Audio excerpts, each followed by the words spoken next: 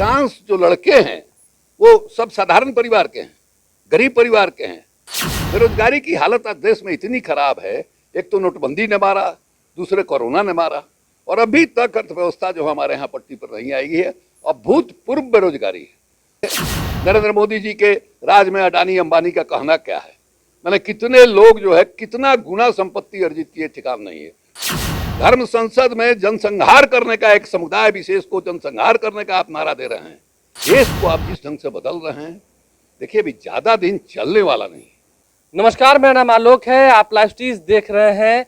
तीनों सेना में बहाली की प्रक्रिया अब बदली गई है। अग्निपथ योजना को जब से लागू कराने की बात हुई है तब से पूरे देश में विवाद जो है वो बढ़ता जा रहा है। अब तो बिहार में कई जगहों पर बवाल हो रहा है। आज बिहार बंद का आह्वान किया गया है स्टूडेंट्स यूनियन द्वारा, और छात्रों के इस प्रदर्शन में महागठबंधन उनके साथ है। आरजेडी के वरिष्ठ नेता राष्ट्रीय उपाध्यक्ष शिवानंद तिवारी हमारे साथ हैं। सबसे पहले आप ये बताइए, जिस तरीके से सेना में बहाली की प्रक्रिया को बदला गया, आप इतना लंबा समय रहा आपका राजनीतिक करियर का, इसे कैसे देखते हैं? ये जो कुछ भी हुआ है पिछले 3 दिनों में, उसको हम रोग नहीं मानते हैं, उसको लक्षण मानते हैं। रोग जो है बेरोजगारी है। आप याद कीजिए कि इसके पहले रेलवे रिक्रूटिंग बोर्ड का जो बहाली में गड़बड़ी की आशंका जताई गई थी, उस समय भी नौजवानों ने किस तरह से प्रतिक्रिया व्यक्त किया था। उसके बाद अचानक ये मामला आ गया। अब इतना बड़ा मौलिक परिवर्तन आप फौज के बहाली के नियम में करने जा रहे हैं, और जो पिछले 2 साल से बहाली नहीं हुई है कोरोना के चलते, कई लड़के जो है फिजिकल वगैरह सब दे दा करके रिटर्न के लिए इंतजार कर रहे हैं पिछले 2 साल से। और अचानक आपने मैंने रातों मैंने सुबह में लोगों ने देखा कि नहीं साहब ये सब बदल गया है। उनको लगा कि मेरे सपने की हत्या हो गई और वो लोग सड़क पर आ गए। इतना बड़ा मौलिक परिवर्तन जो है बगैर पब्लिक ओपिनियन को अपने साथ लिए हुए आप कैसे कर सकते हैं? रक्षा मंत्री राजनाथ सिंह ये कह रहे थे कि मैं प्रधानमंत्री का दिल से आभार व्यक्त करता हूं कि उन्हें इतना संवेदनशील आभार नहीं व्यक्त करेंगे प्रधानमंत्री का तो उनकी नौकरी कैसे रहेगी, डिफेंस मिनिस्टर कैसे रहेंगे? ये कोई मतलब है क्या कि मैं आभार व्यक्त करता हूँ, दूसरे और बाकी कैबिनेट जो है पास कर दे कि हम आभार व्यक्त करते हैं? वो मतलब है क्या? जिनको इफेक्ट कर रहा है, जिन लोगों को ये नया बदलाव जो है प्रभावित कर रहा है, उनको न कॉन्फिडेंस में लेने की बात है। और ये भी नहीं है कि रक्षा मामले के जो विशेषज्ञ हैं वो एक राय से इसका समर्थन कर रहे हैं, इसमें भी विभेद है। तो इस पर चर्चा होनी चाहिए थी, और चर्चा के उपरांत जो है ये कोई निर्णय जो है लेना चाहिए था, पक्ष या विपक्ष में। आपको लगता है कि युवाओं की बात कुछ हद तक सही है? भाई उनके अंदर जो अपने कुछ इस तरह का रिएक्शन जो है वो कैसे हो सकता है? सामान्य रिएक्शन तो है नहीं, पूरे देश में कोई एक जगह की बात तो है नहीं। और आप देखिएगा कि अधिकांश जो लड़के हैं वो सब साधारण परिवार के हैं, गरीब परिवार के हैं, गांव देहात के रहने वाले हैं, पिछड़े इलाके के रहने वाले हैं, और इनका सारा सपना जो है वो दारोमदार पुलिस की सिपाही और फौज में भर्ती पर है। इसके अलावा कहीं नौकरी तो हो नहीं रही है, जो नौकरी हो रही है वो उनके पहुंच से बहुत ऊपर है। तो इनको तो ये लग रहा था कि साहब 2 साल से रुका हुआ है, हम सब कुछ तैयार हैं, अब जो है हमारे लिए रिटन एग्जामिनेशन का इंतजाम होगा। उसके बदले आप ये ले आए। किसी को समझ में नहीं आ रहा है कि 3 साल की बहाली का क्या मतलब है, 4 साल की बहाली का मतलब क्या है। उसके बाद रिटायरमेंट होगा, 25% को आप रखिएगा, बाकी को आप रिटायर कीजिएगा। अब उसके बाद आप जो है मल्हम लगाने के लिए कह रहे हैं कि नहीं, जो पैरामिलिट्री फोर्स है, सीआरपीएफ है, बीएसएफ है और है, या स्टेट की जो पुलिस है, उसमें जो ट्रेंड लोग होंगे उनको हम वेटेज देंगे, उनको हम प्राथमिकता देंगे। ये सब तो हंगामा शुरू होने के बाद हुआ।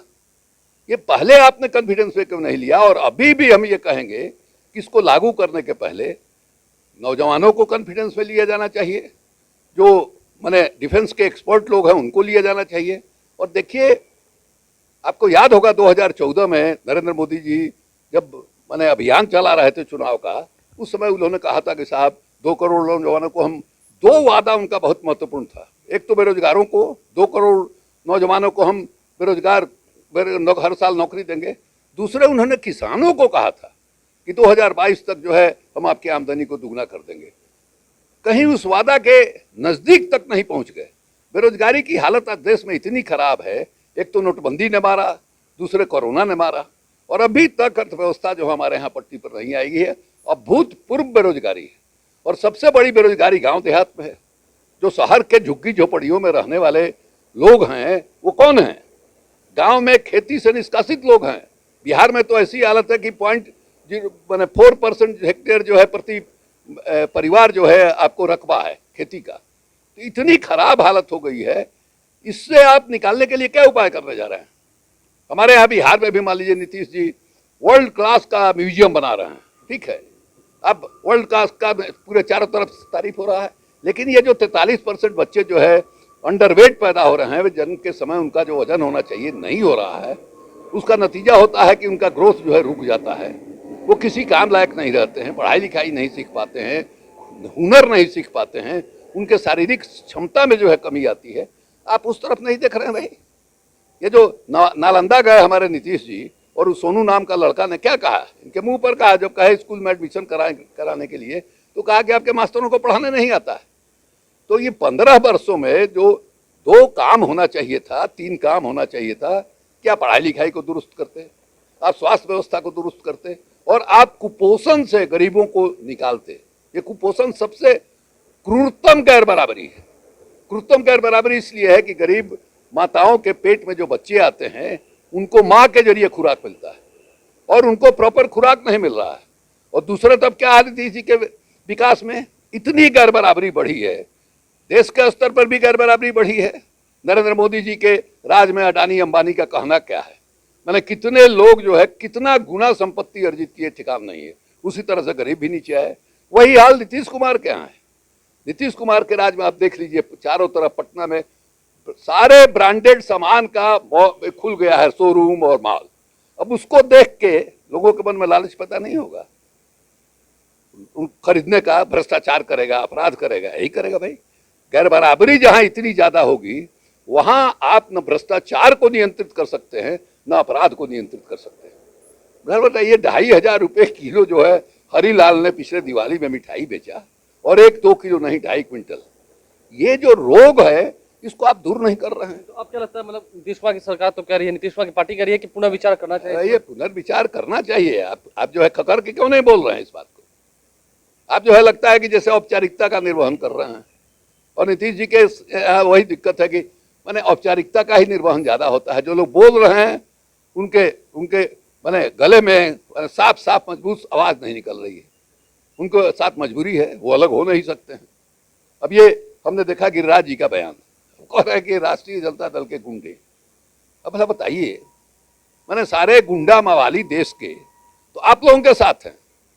धर्म संसद में जनसंहार करने का, एक समुदाय विशेष को जनसंहार करने का आप नारा दे रहे हैं। एक जो है साधु आपका समर्थक, वो कह रहा है कि राम और सीता जब सेक्स कर रहे थे तो हनुमान जी देख रहे थे, जेएनयू में ही पढ़ाया जाता है। महात्मा गांधी को गाली दी जा रही है। हमारे प्रधानमंत्री जी हर 2 अक्टूबर को गांधी जी का जो जन्मदिन है, उस दिन गांधी जी के स्मारक पर फूल चढ़ाने के लिए जाते हैं। क्यों जाते हैं भाई?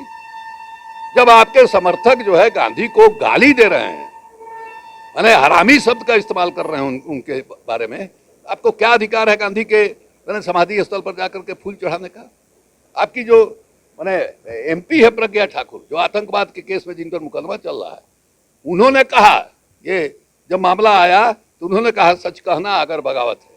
उन्होंने गांधी से बड़ा राष्ट्रभक्त जो है नाथूराम गोडसे को साबित किया था। तो देश को आप जिस ढंग से बदल रहे हैं, देखिए अभी ज्यादा दिन चलने वाला नहीं, और ये साफ दिखाई दे रहा है कि जो युवा है वो आपके मुंह से निकल रहा है। एक समय था मोदी मोदी चिल्ला रहे हैं, और आज जो है मोदी को गाली दे रहे हैं। ये क्या साबित करता है भाई? कितना कोई भरोसा करेगा? एक टीवी चैनल पर कब्जा करके, मीडिया पर कब्जा करके 24 घंटा आपका चेहरा दिखाई दे रहा है, एक से एक भाषण दिखाई दे रहा है, जमीन पर कुछ दिख नहीं रहा है। ये बहुत ही खराब हालत है देश की। देश का लोकतंत्र जो है, देश का संविधान जो है, उसके सामने कठिन चुनौती है, और इसका समर्थन कौन कर रहा है? अब देखिएगा, आरक्षण विरोधी जो लोग हैं, माने मजबूती के साथ जो है वो खड़े हैं नरेंद्र मोदी के पीछे।